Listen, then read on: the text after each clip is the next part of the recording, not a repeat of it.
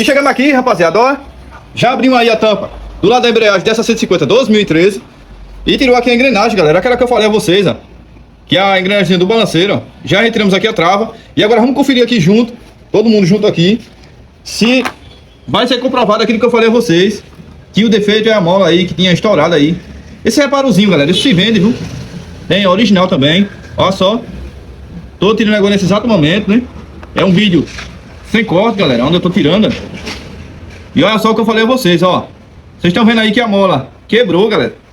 Quando essa mola quebra, a moto dá um barulho no motor, como se tivesse canecando o pistão, galera, ó. Olha a outra aqui quebrada, ó. Então, rapaziada, quebrou aí, certo? Aqui são as borrachas estabilizadoras.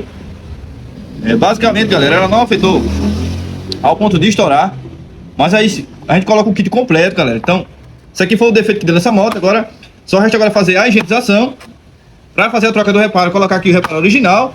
E essa moto aqui vai parar com aquela zoadinha, galera, e como tivesse o pistão conectando.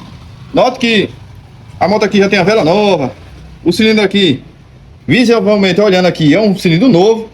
E o cliente achou que era aqui na parte de força, mas quando trouxe aqui para Ronaldo Motos aqui, eu tinha que analisar aonde que estava o defeito da moto, do barulho, da zoada.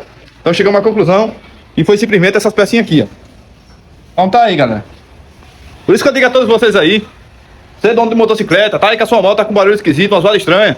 Bom é você levar no mecânico de confiança para que ele faça uma autoanálise, para você não tá aí, ó, comprando cilindro pela internet ou em lojas, comprando peças para moto, sendo que o defeito, galera, pode ser simplesmente aquelas molinhas lá, aquele kitzinho reparo, que por sinal é muito baratinho, galera. Então, se você já gosta do nosso conteúdo de dica, manutenção e conserto de motocicleta, já segue o nosso perfil para não perder mais vídeo como esse. Ronaldo Motos!